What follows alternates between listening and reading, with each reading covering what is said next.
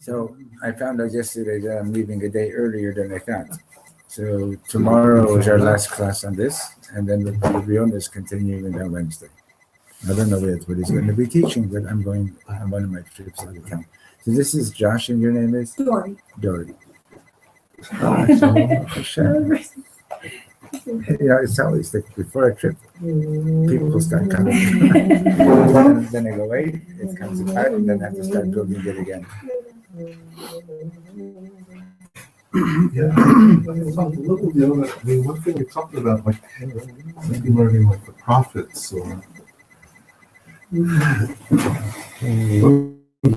You need a book from. he didn't come to your class. Yeah. Check it out. Keeping attendance. Okay, so let's get started. And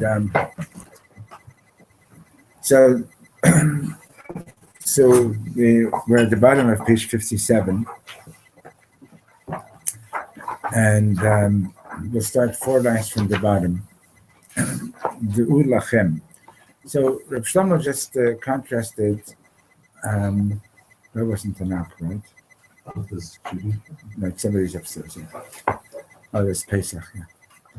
Okay, so Reb Shlomo contrasted Korach, who was until he got caught in himself, until his rebellion, was a very, very holy person. As a matter of fact, it was his family that were the ones that carried their own HaKodesh, right? So, so the way Reb Shlomo describes Aharon HaKohen, he describes Aharon HaKohen as a person standing out there in the street talking with people and seeing how everybody's doing and so on and so on. And Korach is like this holy man that is what do you call it? That is so holy. He has assistants walking with him in the street, and he keeps his eyes closed so he shouldn't see anything unholy, etc., etc. But in the meantime, he's walking by all these people that are broken, and he doesn't see them. So if Shlomo says, that's not the real holiness. That's not true holiness. In other words, holiness, now the thing is like this. So the word kadosh means separate, right? Like, when the husband says to the bride, Hariyat Mekudeshet means you are now entering into a unique relationship, right? We don't really have a definition of what is kadosh. We're not able to, in our language, in human language, we're not able to actually define it. All that we could say is that it's other. That it's separate, it's something different, right? So and we have a mitzvah in the Torah, Kedoshim Tihiyu, you shall be holy.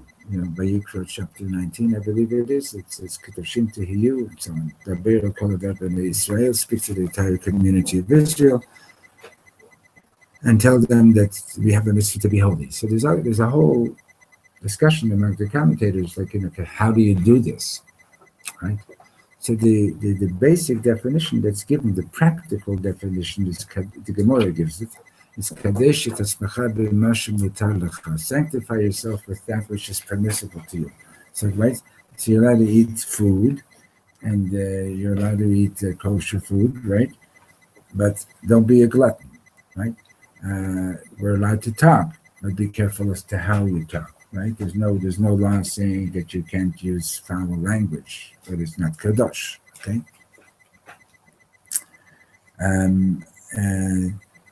So there, according to that, the mitzvah of being kadosh is understood as a way of sanctifying yourself by taking control of yourself and not giving in to every woman desire that you might have. In other words, even not only, for sure not in things that are prohibited, but even in things that are permissible, sanctify yourself in things that are permissible, right? That's the practical definition of Kadesh et Asmecha, of sanctify yourself, okay? Now, without going into some of the other opinions there, but generally, you've heard of people going on retreats, right? A silent retreat, or this retreat, or that retreat, and so on, right? And people, like, the Christian idea of being Kadosh is, like, you go to Tekoa, you see all these caves and so on that they used to inhabit. It's like go off by yourself, go away from society, and meditate, etc., which is all they're all very important practices, but that's not the ultimate kedusha. The ultimate kedusha is daber el kol adat b'nei Israel. It's a mitzvah to be fulfilled within the community. In other words, in the midst of everybody. Go be kadosh in the shuk. Have you heard of Jerusalem syndrome? Mm-hmm. You've heard of that? Yeah. People get this idea that they're Mashiach. You know what the fastest cure for that is? They put him on a bus to Tel Aviv. You're Mashiach? Okay, let's see. Come on. Does Jews get that? I thought it was just Christians. No. It's Jews also get it. Yeah, I don't know. Okay, let's go to Tel Aviv. Let's see you in action. Okay. Can I just? Yeah. What sanctify actually mean? I know the term, but I'm not sure I understand. The English term, or how we mean it? How we mean it? So you can say, for example, you can use the word dedicates. Okay, it's sort of somewhat synonymous. But we got a wordsmith over here, but right with that word, dedicate. Yeah. Dedicate yourself. There was designate, dedicate. So, for example, you say like you make kiddush on Shabbos, right? So you're saying, you're recognizing that this is a holy day because God declared it to be a holy day, and therefore we behave differently on this day. Why can't you say separate? You could say separate. It's just that it's that's what that's what it means. Mm-hmm. But it's only because we don't have a better word, But the word kadosh means this is kadosh. It has kedusha. It has holiness. Now, what is that holiness? Can you describe that? Like you put on tefillin. Your tefillin are kadosh. Okay? Can you describe that? It's leather boxes with parchments inside, right? The Sefer Torah is kadosh. Can you describe what makes it different? You really can't. You have a sense of what that is because Hashem gave you that ability to have a sense to it, and to relate to it through faith. Okay? But there's no empirical thing that you can, same way that you speak about an neshama. Can you define an neshama? You can say, yeah, it's a part of God. Can you define God? No, you can't define God. Right? God is kadosh. He is the only one that is literally kadosh. And anything that he gave us by which we can connect with Him, and things that He declared as being kadosh in our lives, that's kadosh. Okay, but the idea that now, so why do people think that that to be kadosh you've got to go off somewhere and find some kind of place away from society, etc. Basically, at some point you might need to do that just because we get so caught up in day-to-day life, and all the different things that are going on all around us. Like by the end of the day, if we even think about it, and we think about how much time did I actually devote or pay attention to my neshama today? How much time did I actually think about God? Other than myself. How much time did I think about somebody else, etc. Right? We get so caught up in all these things that so it is a good idea to sort of retreat, and in a certain sense, Shachris Mincha Maariv, in a certain sense, is a retreat, right? Thank you. Separation. It's right. You're like, let's sit. Everybody, turn your phones off, and go into relating with Hashem. But even there, as soon as you start doing the Amidah, you get invaded by all these great ideas and papers that you need to write, and business ideas and all kinds of things. And the best ones come during the Amidah, right? On Friday night. And then Friday night, you can't even write it down, right? Okay? So it does require training to learn how to meditate, to learn how to do hitbonenut, how to think in a focused way, and it's okay, and how to think in a focused way, and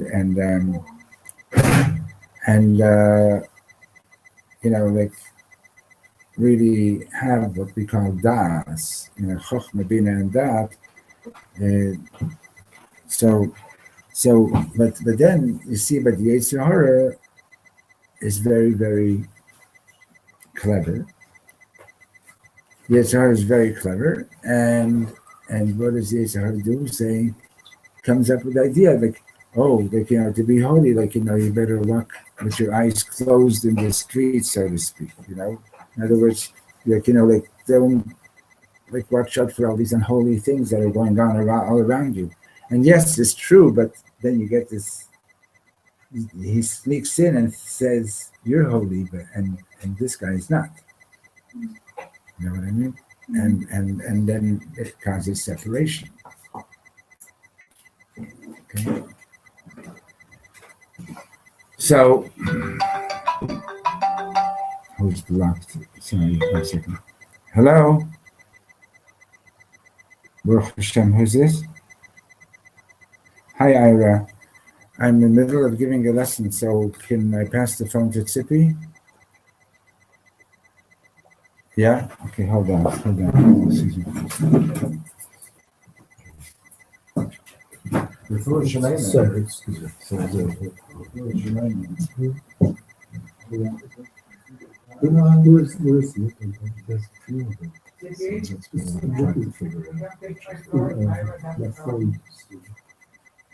That's true.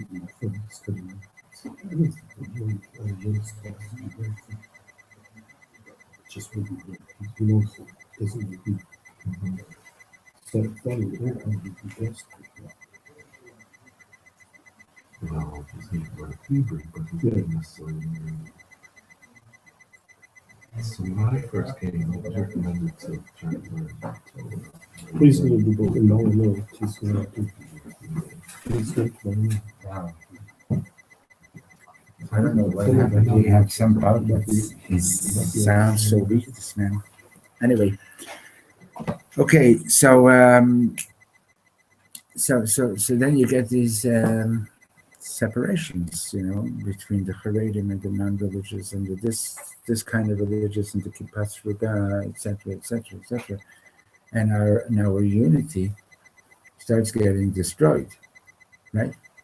And to have a real sense of real unity takes work.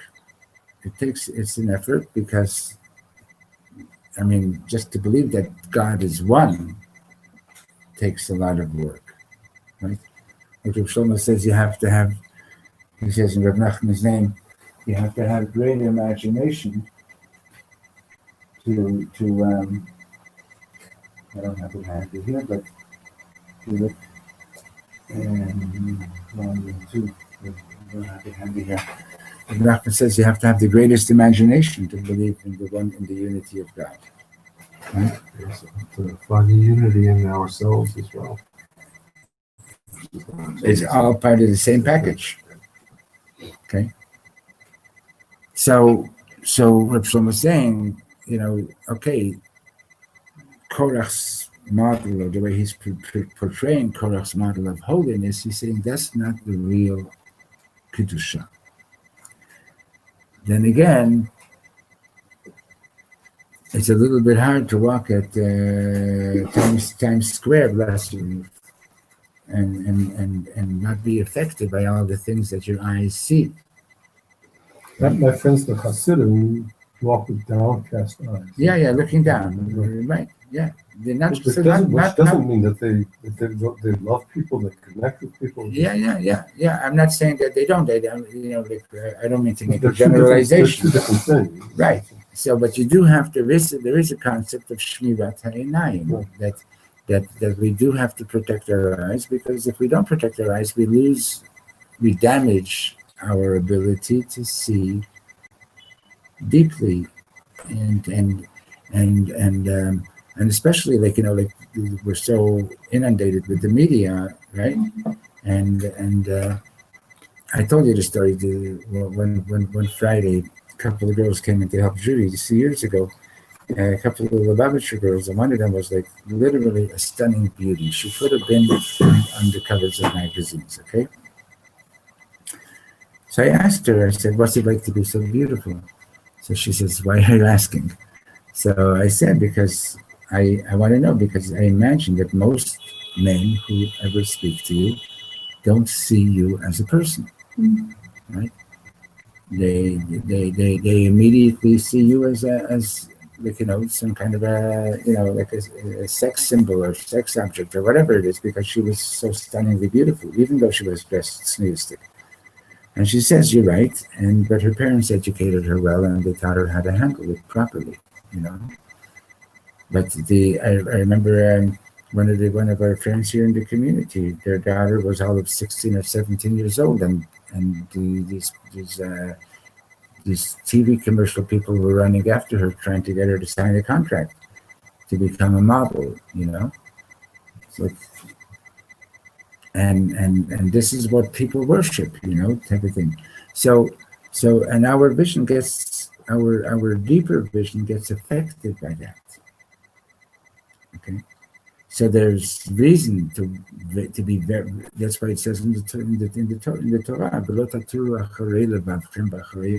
and watch your heart and watch your eyes. Be careful with your eyes, because if we look where we're not supposed to look, or in ways we're not supposed to look, it's going to affect our deeper vision. Okay, and then you have to remind yourself, oh, this is actually a person. This is actually a person with a neshama, and okay. So he says, so again, first last line. This is not true holiness. But in the non-Mashiach world, in a world where everything is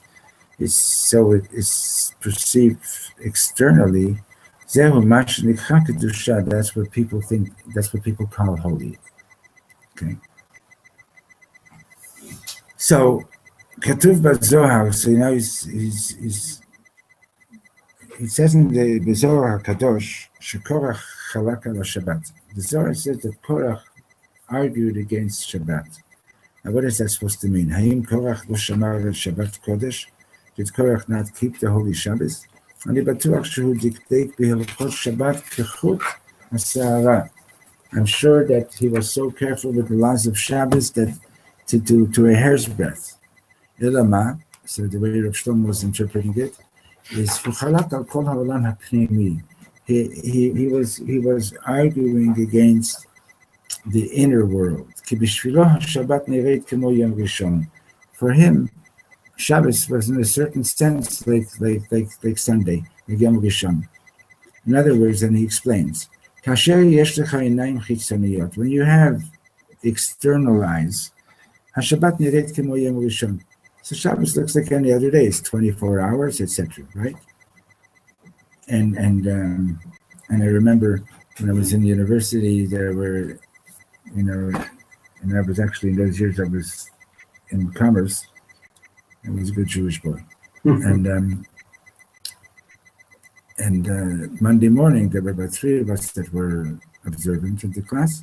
And Monday morning our friends would come back and everybody would talk about their great conquests over the weekend, and then they would turn to us and they say, "And did you have a good time in shul? Did you enjoy shul? Was it a good kiddush? And they were out skiing, they were partying, and this and that, and so on, right? So to external eyes, it's like superficial eyes. It's like, come on, what is this Shabbos? Like, what you can't do this, and you can't do that, and you can't do that, right? Like the parable I once heard is this guy is getting married, and he says to the rabbi, "Can I, during the chuppah, can I stop and do some gardening? Can I call my broker, etc., etc.?" And the rabbi says, "No." And he says, "Really, I'm not getting married," right? All these things because he's looking at it externally, so if you don't have a certain sense of connecting on a deeper level, so good. So you're going to eat some children, you're going to eat some kugel, it'll be a good kiddush, and so on and so on. But what is it, right? So כאשר יש לכם עיניים חיצוניות, right? When you have external, superficial eyes, השבת נראית כמו יום ראשון. אך כאשר יש לך עיני שבת, but if you have Shabbos eyes, העולם נראית לגמרי אחרת. So then the world looks altogether different. הקדוש ברוך הוא אומר לנו שהשאלה היא, so God is telling us that the question is, לא האם לבחור בין אהרון לקורח. It's not a question of do we vote for Aharon or do we vote for Korach. השאלה היא האם הכל פנימי או חיצוני. Are you seeing the world superficially or are you seeing the depth of life? כאשר המרגלים הגיעו לארץ ישראל, when the spies came to Israel, הם הוציאו עליה דיבה. They spoke badly about Eretz Yisrael. הייתה להם אותה בעיה. They had the same problem. היו להם עיניים חיצוניות. They had superficial view of everything, right? I remember after the 6-day war, the people were joking around, "Oh, what do we need the Sinai for? There's no Chinese restaurants there."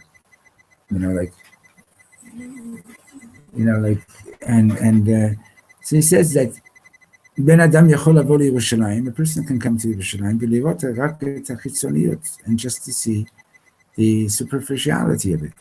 Kama batim, how many houses are there? Kama pachei ashpa, how many garbage bins are there, right? As Americans come here and they see these big garbage bins and they say, what? What's going on here, right? Umahu hakotel hamaravi b'shvilo, and what is the kotel hamaravi for such a person? Im lo od kama avanim, just another collection of stones, right? Makein motzei chen beinav, what does he like? He likes to see nice buildings. Oh, a new hotel with a swimming pool. That's impressive, right? Once Reb Shlomo was at a gathering, and I don't know what the gathering was, but apparently the Minister of Tourism was there at the time. And the way Israel was trying to attract tourism was basically they were putting out these big posters of the beaches in Tel Aviv and elsewhere. And Shlomo said to him, "You really want to get people here? Give me the budget, and I'll bring you 20,000 people." He says, "You think a Jew in America is going to be attracted to come to Israel because you have a beach that looks like a beach in Florida or something like that? That's why they're going to come?" And the guy laughed him off. He says, "What do you know? What do you know?" So and there are people that I know 2 or 3 people that literally the instant their foot touched the soil of Israel, their bodies knew that they were home. They physically knew that they came home. Okay, and when I was here on Marsha living with my students back in 1994, so when we came to the Kotel, there was there were some kids. As soon as they saw the Kotel, they just started crying, just like, and not religious kids, and others, even among the religious, had no reaction, And this is, I'm not being judgmental. I'm just saying that that it's every person's got to figure it out and work it out. Okay. So, so he says that kasher yesh lecha einayim chitzoniyot, when you have superficial eyes, ata lo ro'eh klum, you don't see anything. Ach, im yesh lecha einayim pnimiyot, if you have eyes that see deeply, gewalt ata ro'eh hakol, you see everything. Right? How many times does it happen that you're sitting somewhere at a shir or whatever, or in shul, and you don't think anything of the person next to you, right? And then one day you find out that this person is like somebody really, really awesome, right? Right? And there's lots of stories like that, There's a story about the Rabbi Elimelech and the Rabbi Rav Zusha. They were 2 brothers, and they're traveling around. In the early days, there were Hasidic masters that they had a practice called Matgepravid Golos. They would go into exile, so to speak, incognito. They would travel from town to town with a little, backpack on, with their talis and tefillin, some dry bread, and maybe some dry herring or whatever.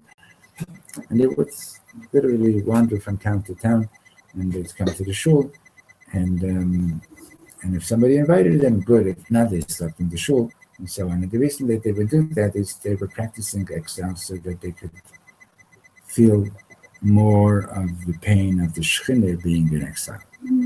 Okay. So the story is that Rabbi Elimelech and Rabbi Zusha, they came to this town and they asked somebody if they can come and have, stay by him. And he looked at them like 2 schleppers, and he didn't accept them. Years later, they were visiting that town again, but now they were known as big rabbis and tzaddikim and so on. And they came with, by horse and wagon, and the whole town comes out to greet them, and the wealthy man of the community is like at the head of the community, at the greeting line, and he says, so we're gonna, we arranged that you'll be staying in my home, my mansion, and they say, no, we're actually gonna go stay in the home of this olive-based teacher, because we've actually been here before. And you didn't want us. Now we're no different then from now. The only difference is that now we came with the horse and wagon, so you can host the horse and the wagon, because that's what's impressed. That's what impressed you. So we're going to send. You'll take care of the horses, right? And that's the reality. You could be sitting next to somebody and you have no sense of how special this person is because you're not even looking. You saw the person's clothes, you saw their appearance, like whatever it is, and a schlepper, this or that, right? And that's the reality. If you don't have the right eyes, you don't see anything. If you have the right eyes, you see everything. Okay.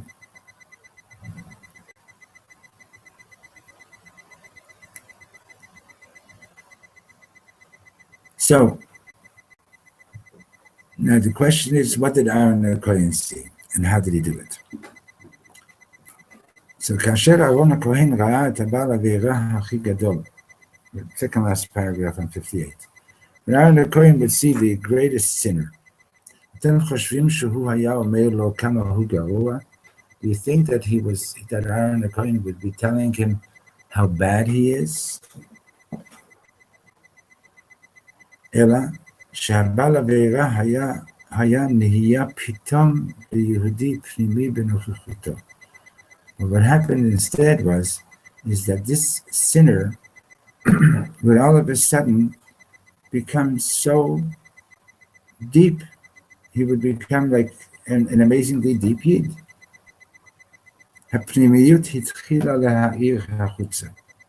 His inner reality started to shine outward. Okay? In other words, and this is basically very, very much based on Reb Nachman's Torah Zamra, which you're probably familiar with, where he talks about focusing on the Nikudot Tovot, right? Reb Nachman says, whatever it is you focus on in the other person, that's the part of the person that begins to illuminate. Okay? So when somebody would come to Aaron the Kohen with a sin offering, with 100 sin offerings, whatever it is, he didn't look at him saying, oh wow, you're a mess. He focused on the depth of this person. He focused on this person's neshama. And why do people run to tzaddikim, whether they're alive or not alive, whether they're going to Uman or whether they're going elsewhere, regardless, why do people run to tzaddikim? Because so often you forget that you still have a neshama, and in the presence of a tzaddik, your neshama feels alive again. A tzaddik or a tzaddik is your neshama feels alive again, because that's what they see in you. That's what they see.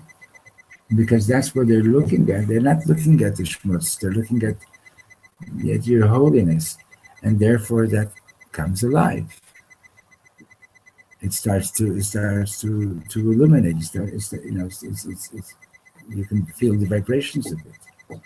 It happens even at the kever. It can happen at the kever also. Yeah, yeah, for sure.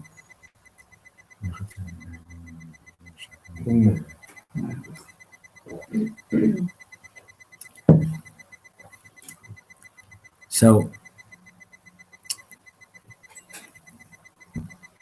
now Rav Shlomo is going to go into relating this to the quote that this whole lesson is based on from Rashi, but before we get there,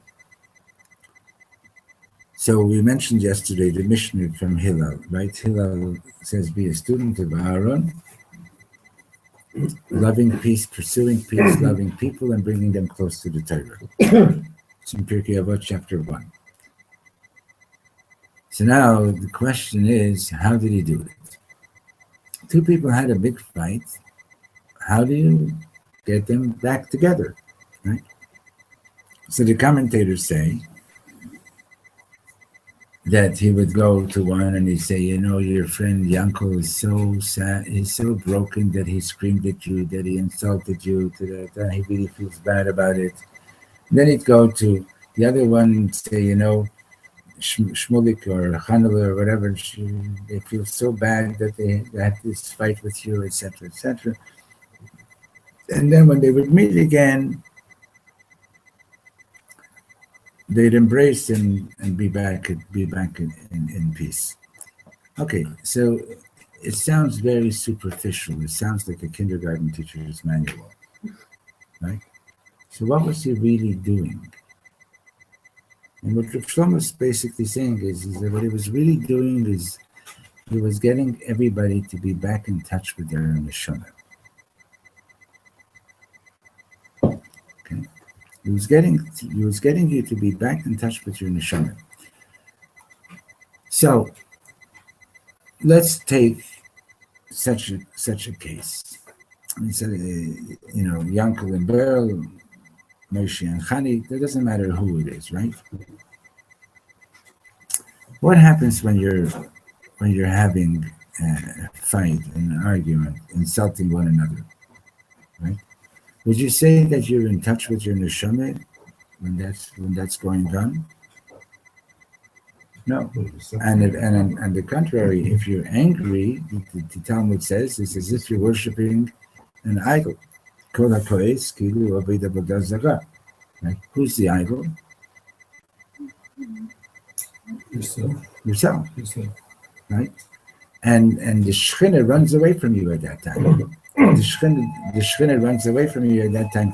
It might be somebody for a book, and there's a book on top of the oven.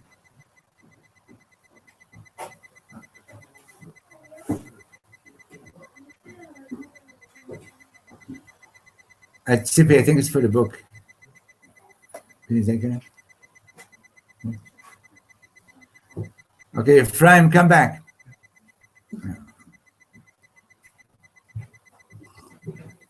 It was for the book.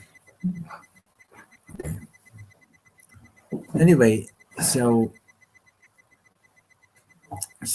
now think about it. So you're upset.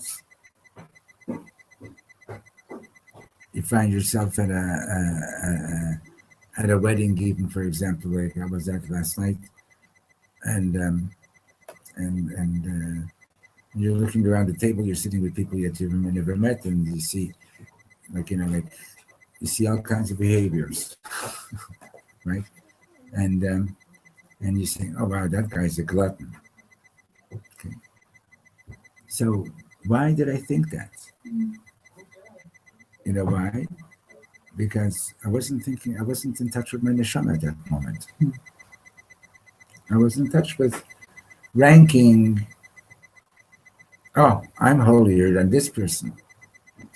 You know, blah, blah, blah, blah, blah, all that nonsense, right? It's stupidity, right? But it's this world, right? It's this world thinking. It's superficial thinking, okay? So when somebody, this chassid came into this medrash one day and he sees this misnagid sitting there learning, and he's got his foot propped up on the Sefer Noam Elimelech by one of the Hasidic classics by the Rebbe Elimelech. So he goes and he says to the man, "Excuse me," and he takes the Sefer, picks it up, gives it a kiss. And this misnagid says to him, why, what can you tell me about this book? He says, I can tell you this much, that if the author was lying on the floor and you would put your foot on him, he wouldn't complain. Okay? Understand? In other words, we think about ourselves all the time. We think about, what does this person think of me? What do I think of them? And it's so self-centered, right? And we lose touch with our neshama. And when you're back in touch with your neshama, okay, so there's an issue. The guy broke something of mine. Okay, what does the Torah say to do? The Torah says he has to pay. If he doesn't want to pay, we're going to go to Beis Din. Okay, that's also we have to because otherwise he's going to carry that guilt all the way into heaven. But besides that, so the issue is, okay, I made a mistake, I have to make amends. You made a mistake, you have to make amends. But it doesn't mean that we have to hate each other, right? It doesn't mean that. Right, and this is why the work that the Neil Katz is doing so much with the elevation seminar is so important. Helping people learn how to separate between the emotion that you're feeling and trying to get to see what is the deeper depth of that emotion. Well, Shem Tov speaks about fallen love and fallen fear, or the fallen midot. Our midot, our emotional attributes, are pretty much broken. Okay, they're in a broken state. So So you're walking down the street and you see something that arouses your love, right? Okay, so let's keep it simple. Yeah, you're walking by this Trafer pizzeria and they're piping the fragrance into the street, and you're having like, an attack, like I gotta have this, I gotta have this. Okay, so now an emotion has been aroused. Okay, but it's been aroused by something that I'm not supposed to have. So what am I supposed to do now? Do I strangle the emotion? Or do I say, oh, I do experience desire and I do experience love and attraction and so on. And okay, how come I experience that? Right? I mean, do the cows in the barn, when they hear the bell ringing, think, oh, hay! We're going to go have hay every time. They just know they're hungry and they go and they eat, right? Right? Please, yeah. Okay. They go and they eat, and that's that, right? But we actually experience these emotions. And why do we experience these emotions? Okay, so plain and simple answer, that's what human beings are, right? Okay, good. Mazel tov, but why? Because we're created in the image of God. And there is such a thing as ratzon, will, desire, okay? And it's actually it's even higher than chachma. It's a very, very deep thing, okay? Now, it happens to be that my emotion was aroused by something that is not permissible to be right now, right? So it's a fallen, broken emotion. But so if I can take that and say, okay, it's obviously not for this that I need to be experiencing the emotion, but now that I'm experiencing it, let's try to find out what it is that I really do want.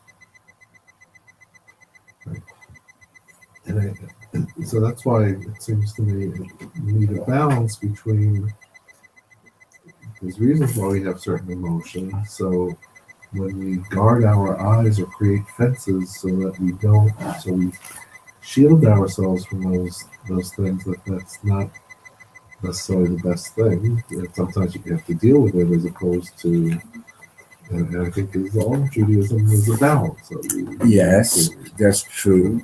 But then again, you to deal with something. Let's put it this way. You're touching on another topic over here, and that is, if I'm not mistaken, the idea of raising the sparks. Okay, everything has holy sparks, and we want to liberate them, so to speak, meaning to say to use them in the appropriate way, right? Okay, so let's say you went to shul, you davened with great kavanah and intensity. And now you sit down and you're eating your breakfast. But you're eating like anybody else. Okay? You're talking about it's too hot, it's too cold, it's too salty, it's too sweet, I like this, I don't like this and that, and so on. So what happened? What happened to your davening? That has nothing to do with your breakfast? Yeah, you said a bracha. Good. So it's like Yom Kippur. You can have the highest Yom Kippur, and then when breakfast comes, Okay. it's like Not just Yom Kippur, every day. Every morning, break fast. Right?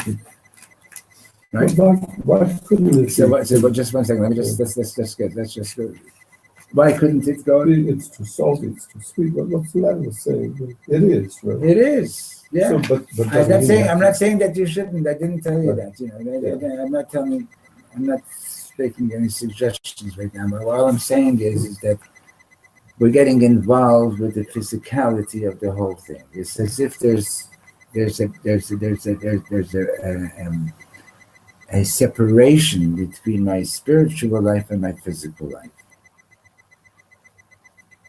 So isn't it there? Well, let's put it this way. There shouldn't be. A holy person should be talking like a holy person, should be eating like a holy person, should be sleeping like a holy person. It's a 24/7 job. Doesn't taste something that's too salty. No. But okay, let's we can go further with that soon. But, okay. No, I'm just saying that's it's very important. But I'm not there yet. Okay. Now, so the Rebbe Rashab explains that basically what's happening is that your divine soul is not communicating with your animal soul. Okay, and there lies the problem. There's no communication between your neshama and your body. Okay. So.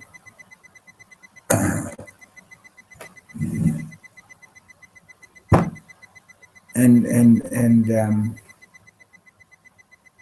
there's a big split, and we got to learn how to communicate between your spiritual and your physical reality. Very important. Now, if it's too salty, okay, so you're going to say, okay, it's too salty, and that's, we're not going to pretend that we're on that level where if it's too salty, it's not going to make a difference to us.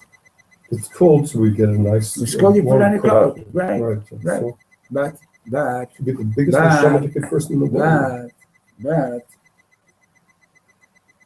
a higher level to that is that when you put on your coat, is to think about, is there anybody else here that is also cold that doesn't have a coat? Okay. Is there somebody that I'm rubbing salt into their wounds?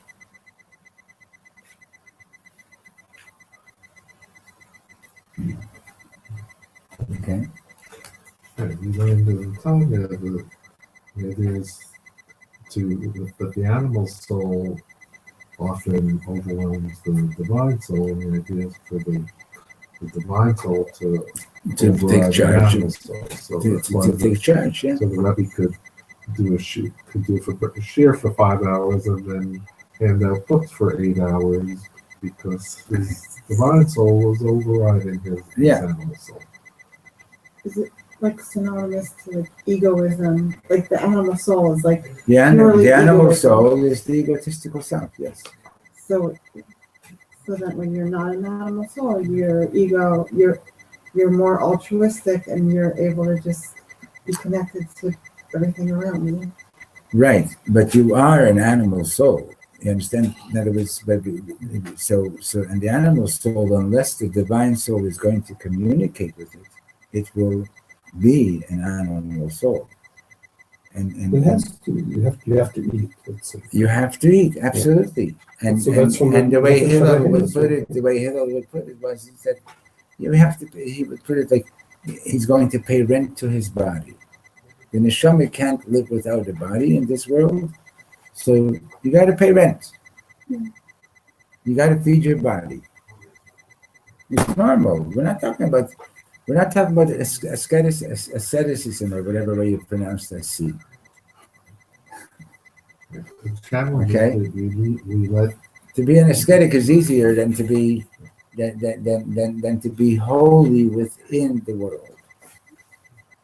To be holy in a cave is not such a big challenge. To be holy in the shuk is a challenge, right?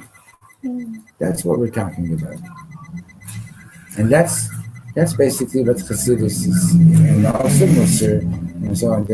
That's what it's all about, trying to teach you. You could be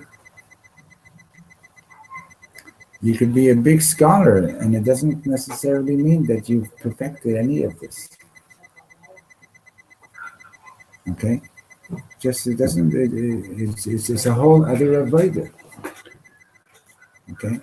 But what I learned is that you eat, not just that you eat, so you get the energy to serve Hashem. That's so you're raising the sparks. And That's you right. you put a coat That's on right. it, So otherwise you should be healthy you'll get a because cold. And absolutely, you won't be able to, absolutely, right.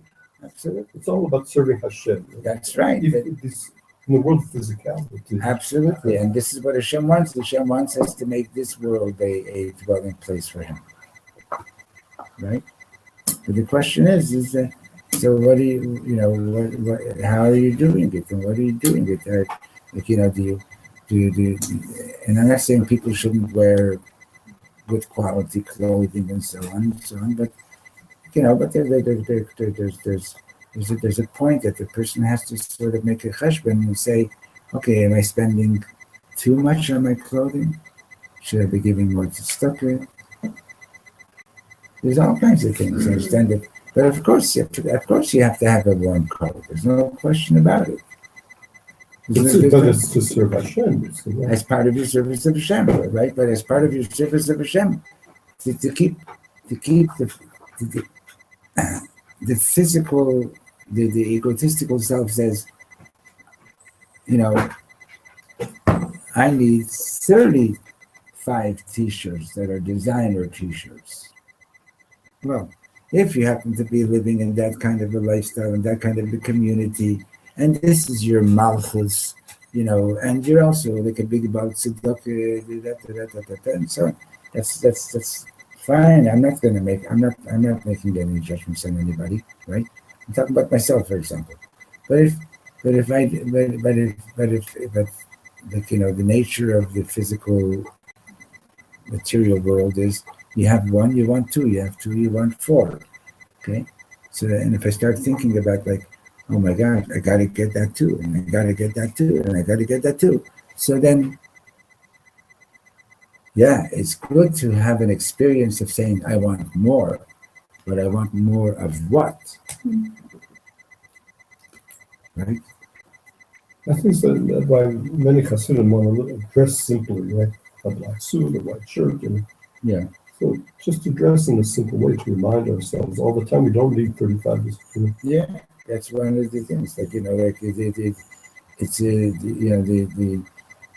mean, even if you go into the older houses and you take a look at the closets, there never used to be such a thing as a walk-in closet. You won't find a walk-in closet on the Lower East Side. Mm-hmm. Okay? There was no such thing. You had 2 pairs of pants, one for Shabbos, one for the week. There's maybe 3 pairs of pants, whatever it is. And we've become, and again, I'm no better than anybody else. I'm just because that's our nature. Like I want this too, and I want that too, and I want that too, and I want that too, and so on.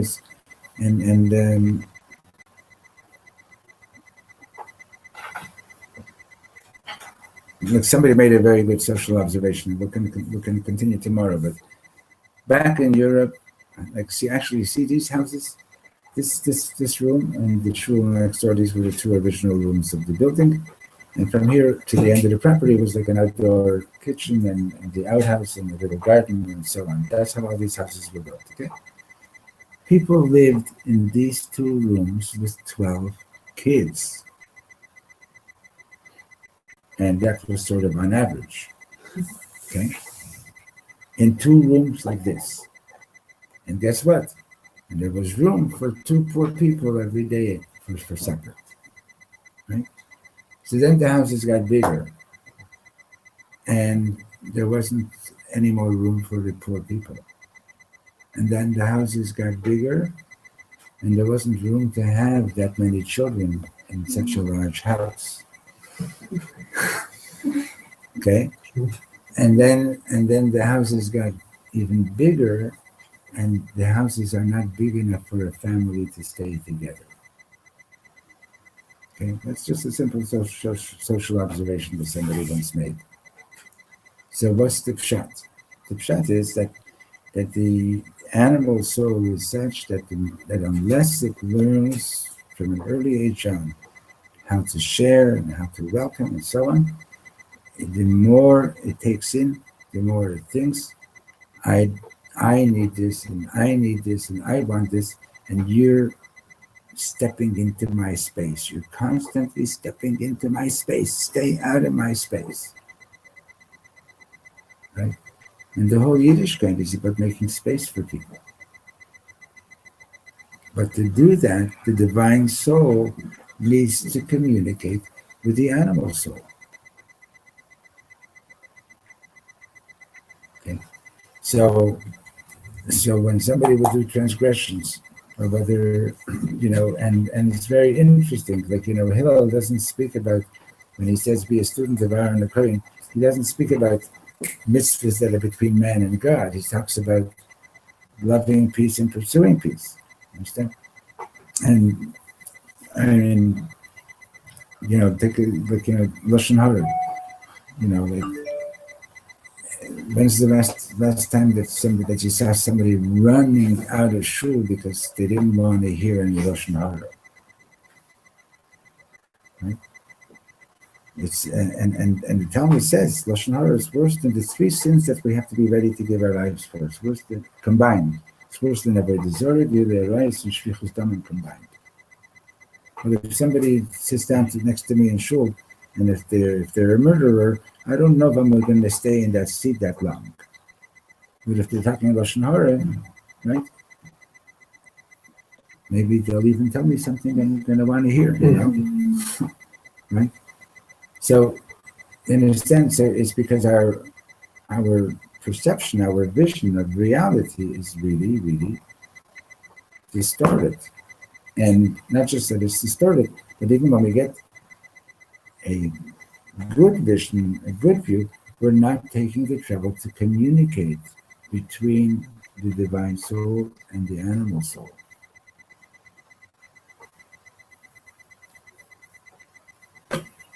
Okay, so we'll finish this in the Yisrael for tomorrow.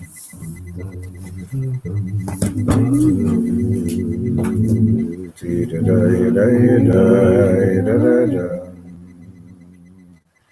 da da da da.